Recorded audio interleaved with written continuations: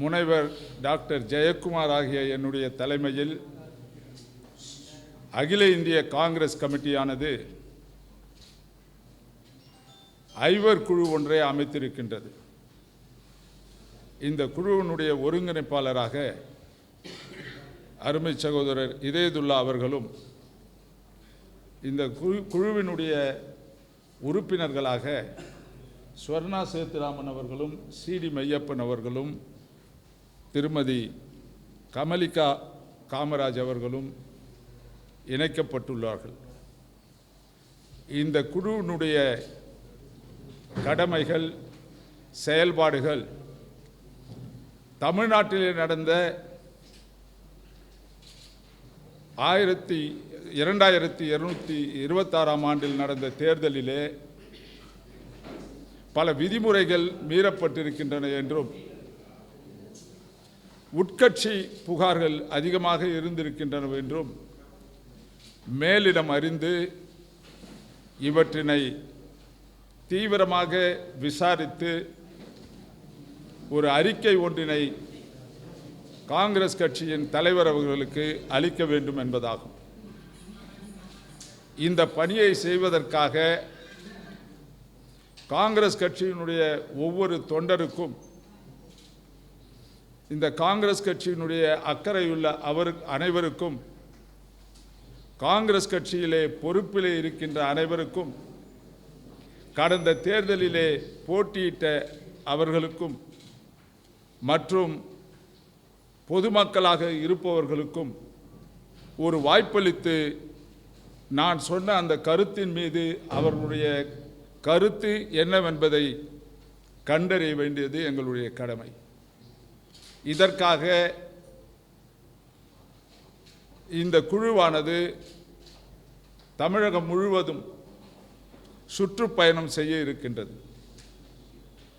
எங்களுடைய சுற்றுப்பயணமானது ஒவ்வொரு காங்கிரஸ் கட்சியினுடைய மாவட்டத்தையும் ஒவ்வொரு தொகுதியையும் தொட்டுவிட்டு வருகின்ற நிலையிலே அமையும்.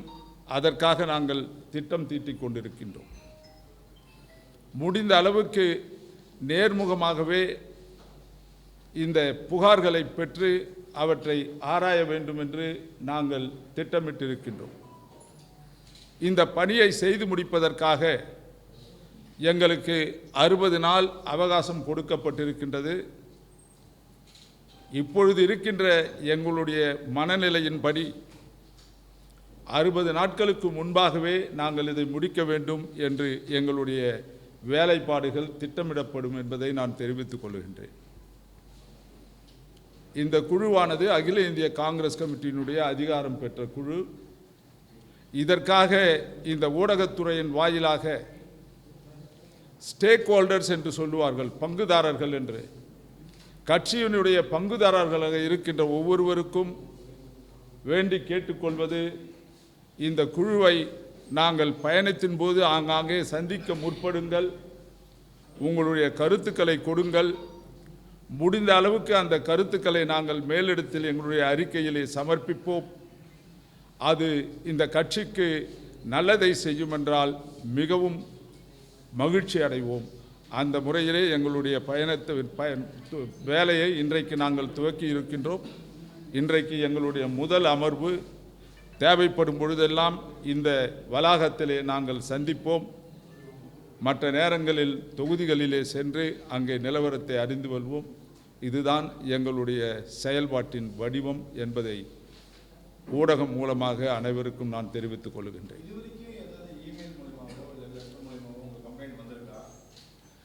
பல புகார்கள் வந்திருக்கின்றன. எனவே தான் இந்த குழுவே அமைக்கப்பட்டது. மேலிடத்தில் இருப்பவர்களுக்கு பல புகார்கள் சென்றிருந்த காரணத்தினால்தான் இதை விரிவாகவே நாம் செய்வோமே. ஏனென்றால் அவர்களால் அத்தனை புகார்களையும் நேராக பார்க்க முடியவில்லை, ஆராய முடியவில்லை, ஆய்வு செய்ய முடியவில்லை. எனவே தான் இதற்காக இந்த குழுவை அமைத்திருக்கின்றார்கள். அதையெல்லாம் இப்போ சொல்ல முடியாது. அதெல்லாம் எங்கள் வந்திருக்கு. இதுதான் முதல் அமர்வு. இன்னும் அந்த துவக்கலை. நீங்கள் அது மாதிரி கேள்விக்கெல்லாம் என்னால் அது இந்த குழு அமைக்கப்பட்டிருப்பதனுடைய நோக்கத்திலிருந்தே நீங்கள் அதை ஊகித்துக் கொள்ள வேண்டும். குழு அமைக்க வேண்டிய அளவுக்கு நிலைமை ஏற்பட்டிருக்கின்றது.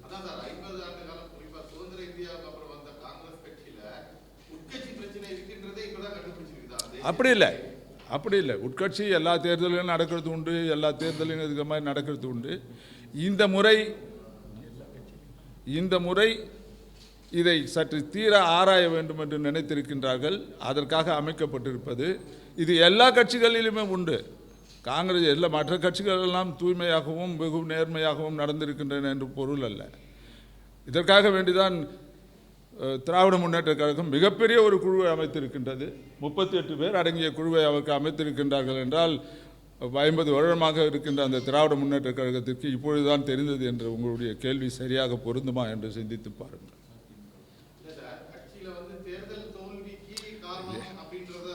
தேவைகள் ஏற்படும் பொழுது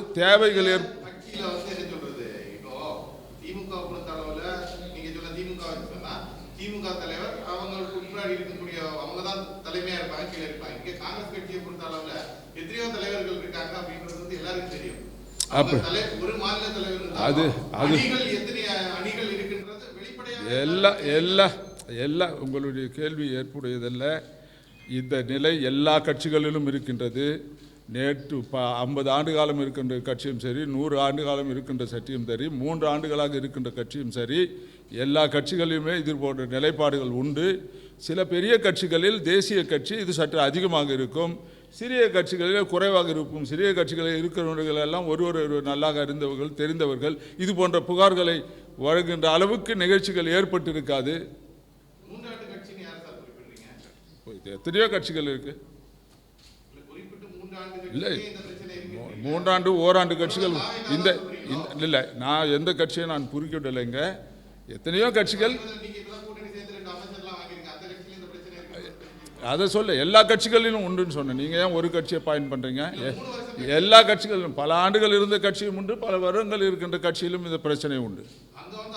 நெக்ஸ்ட் அடுத்த கேள்வி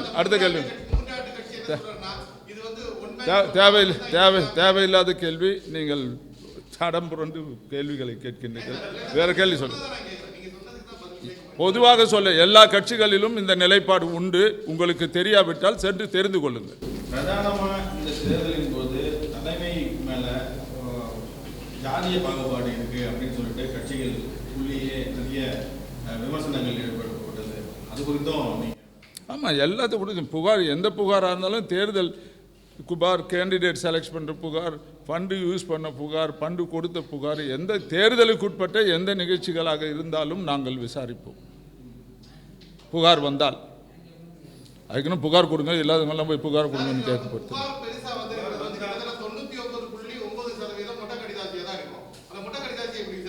மொட்டை கடிதாசியெல்லாம் குப்பத்தொட்டில் போடுவோம். குறைந்து சொல்லுகின்ற அளவுக்கு கூட தைரியம் இல்லாதவர்கள் மொட்டை கடிதாசி எழுதினா மொட்டை கடிதாசிக்கு எந்த ஆர்கனைசேஷன்லையும் அதுக்கு ரெலவன்ஸ் கொடுக்க மாட்டாங்க. ஒரே ஆள் கூட பல கடிதம் எழுதலாம். மொட்டை கடிதாசி பல பேர் கூட ஒரே கடிதத்தை டூப்ளிகேட் காப்பியாக கூட பண்ணி அனுப்பலாம்.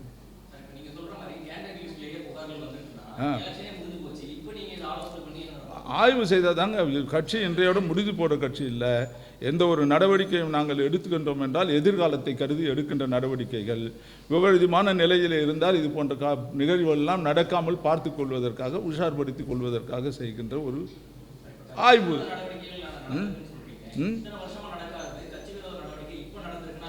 இப்போ இருக்கிறவங்க எஃபிஷியண்டாக வேலை செய்கிறோன்னு அர்த்தம்.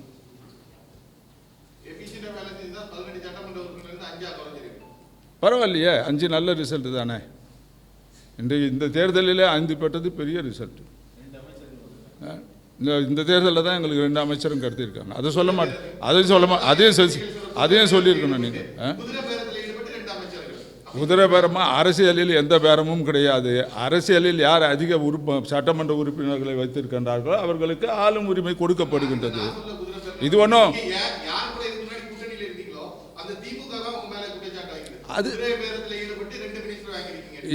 இந்த கூட்டம் நான் என்ன வேலையை செய்ய வேண்டும் என்பதற்காக அமைக்கப்பட்ட பத்திரிகையாளர் தொடர்பு கூட்டம். இதற்கு குதிரை பேரம் செய்தார்களா, கோழி பேரம் செய்தார்களா என்று பார்ப்பதற்காக இந்த குழு கிடையாது. Listen, when I talk you should listen. I have quietly listened yourself and I am answering you, not all others. I am எனக்கு தெரியாது. நான் உங்களுக்காக தான் நான் பதில் சொல்கிறேன், அதால் கேட்டுக்கு. இந்த கொள்கை என்ன கட்டுப்பாடுக்காக, என்னத்திற்காக வரையறுக்கப்பட்ட செயல்பாடு என்ன, இந்த குழுவினுடைய செயல்பாடு என்பதை ஆரம்பத்தில் விவரமாக சொல்லிவிட்டேன். அதற்குட்பட்ட கேள்விகளை கேளுங்கள். குதிரை பேரம் இதில் வராது. உண்மையை கண்டறிய fact check பண்ணீங்க. அது fact check தானே. இது வந்து குதிரை பேரம் வந்து குதிரை பேரமோ, நான் சொன்னேன், குதிரை பேரமோ கோழி பேரமோ அது போஸ்ட் எலெக்ஷன் ஆக்டிவிட்டி. இல்லை இது அதை முடிச்சுட்டு போஸ்ட் எலெக்ஷன் ஆக்டிவிட்டி. தேர்தல் முடிஞ்ச பிறகு, நான் தேர்தல் முடிஞ்ச பிறகு விவரங்களுக்கு நான் போக மாட்டேன். அது என்னுடைய ஸ்கோப் ஆஃப் ஒர்க்கும் கிடையாது. என்னுடைய வேலை தேர்தல் வரையில் என்ன தவறுகள் நடந்தன, எப்படி அது நடந்தன, யார் அதற்கு பொறுப்பாளர்கள், எத்தகைய தண்டனைகள் அவர்களுக்கு வழங்கப்பட வேண்டும் என்பதுதான் இந்த குழுவினுடைய நோக்கம்.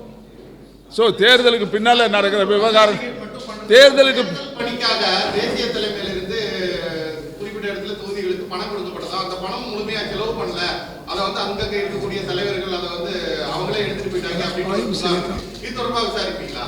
கண்டிப்பா கண்டிப்பா. அந்த புகார் இருக்கா சார்? அப்படின்னா அந்த மாதிரியான இதுக்கு அப்புறம் தாங்க, இன்றைக்கி தாங்க முதல் நாள் புகார் வரும். இதுக்கு நான் போன தொகுதி 10 நாளுக்கு பிறகு கேட்க வேண்டிய கேள்வி நீ கேட்குறீங்க. 10 நாள் பொறுத்து நான் ஒரு ரவுண்டு தமிழ்நாட்டை 234 தொகுதியிலையும் போய் பார்த்துட்டு வந்த பிறகு இந்த கேள்வி கேளுங்க. மறக்காமல் அந்த ப்ரெஸ் மீட்டுக்கு வாங்க. இன்வெஸ்டிகேட் மட்டும் பண்றது இல்லாம அவங்க மேல புகார் நடவடிக்கை எடுக்கிறதுக்கும் பரிந்துரை கண்டிப்பாக ரெக்கமெண்ட் பண்ணும்.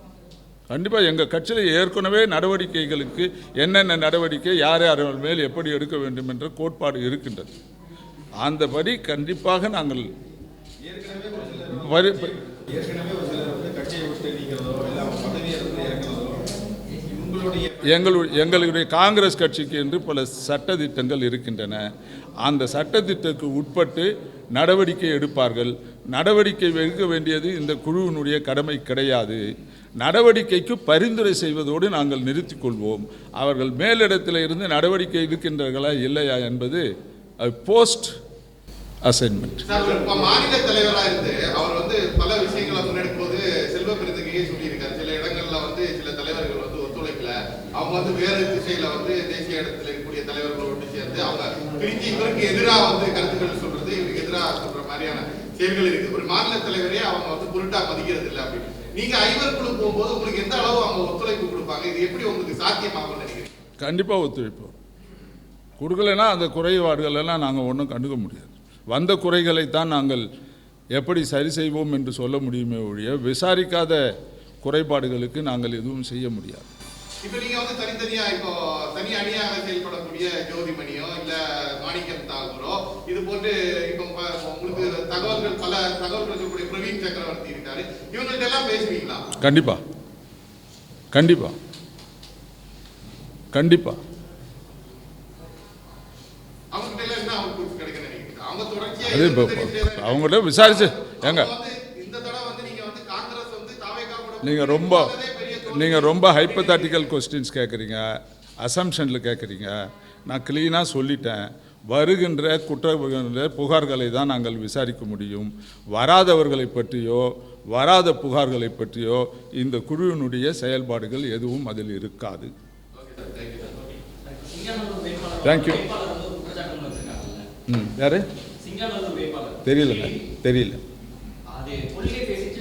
தெரியல சிங்காநல்லூர் வேட்பாளர் என்ன குற்றச்சாட்டு கொடுத்துருக்கான்னு எனக்கு தெரியாது. மாநில தலைவர் மேலே நிறைய புகார்கள் இருக்கிறதா சொல்றாங்க. இப்ப வந்து கிடைச்ச 28 தொகுதியிலேயே சீட்டு கொடுத்ததே அவருக்கு வேண்டப்பட்டவங்க செலக்ட் பண்ணி சில பேரை ரெக்கமெண்ட் பண்ணிருக்காரு அப்படிங்கிற பணம் வாங்கிட்டு இருக்கிறாரு அப்படிங்கிற மாதிரி அவரை விசாரிக்கிறதுக்கு வாய்ப்பு இருக்கு. அது போன்ற குற்றச்சாட்டுகள் இந்த குழுவினர் வந்தால் கண்டிப்பாக இந்த குழு விசாரிக்கும். அவரை இந்த குழு முன் அவர்களை அழைத்து கேட்போம், இது போன்ற புகார்கள் வந்திருக்கின்றன, உங்களுடைய பதில் என்ன, அதனுடைய உண்மை அந்த நோட்டீஸை நீங்கள் பார்த்தீங்களோ என்னான்னு தெரியல, பார்த்துருக்கிறதுக்கு வாய்ப்பில்லை. அதால் தான் இது மாதிரி கேள்வியெல்லாம் கேட்குறீங்க. உண்மை அறிதல், இந்த குழு போயிட்டு இந்த புகார்லாம் வந்திருக்கிறது இது உண்மைதானான்றது தான் அறியத்தை. ஸோ அவங்கள கூப்பிட்டு கேட்போம், அதன் மீது நாங்கள் முடிவெடுப்போம். பேச வரலன்னா அது எழுதிடுவோம். இவர்கிட்ட பேச வர்றாரு, ஒரு விதத்தில் அது குற்றம் பண்ணி கூட இருக்கலாம், அதால் தான் வரல, குற்றம் செய்யாதவராக இருந்தால் அவர் வந்திருக்க வேண்டும், இவர் இந்த குழுவின் முன்பு நின்று இந்த கேள்விகளுக்கெல்லாம் பதிலளிக்காத காரணத்தினால் நேரடியாக மேலிடம் நடவடிக்கை எடுக்க வேண்டும்னு சிபாரிசு பண்ணுவேன். அவர் மாநில தலைவர் செய்திருந்தாலும் விசாரிக்கப்படுறது அவங்களுடைய எல்லாரையும் விசாரிப்புங்க. யார் பேர குற்றம், இந்த தேர்தலை ஒட்டிய விவகாரத்தில் எவர் மீது குற்றம் சாட்டப்பட்டிருந்தாலும் அந்த குற்றம் எடுத்துக்கொண்டு விசாரிக்கப்படும், அதன் மீது பரிந்துரை செய்யப்படும். ஏற்கனவே ஒரு மாநில மகளிர் தலைவராக இருந்தவங்க ஒரு ஹசீனாசே அவங்கள அதெல்லாம் தான் உங்கள் கொஸ்டின் இங்கேயே கட் பண்ணுறேன் நான். அதெல்லாம் தான் காரணம் இந்த குழு வந்ததுக்கே, இந்த குழு அமைச்சதுக்கே. இதெல்லாம் பாருங்கள், எல்லாம் வரவங்க போகிறவங்கெல்லாம் ஒரு கருத்து சொல்லிட்டு போயிருக்காங்க. இதனுடைய உண்மை தன்மைன்னா இது உண்மைதானா அவங்க சொன்னதெல்லாம் அதுவும் எடுத்துக்கொள்ளப்படும். நீக்கினவங்களை பற்றி இதுக்கு நம்ம கவலை பண்ணணும் முடியாது. கட்சியை விட்டு நீக்கியவர்களிடம் விசாரணை இருக்காது, அது தேவையும் இல்லை. இது கடந்த காலம். அதை பற்றி இந்த குழு அதை கவனத்தில் எடுத்துக்கொள்ளாது.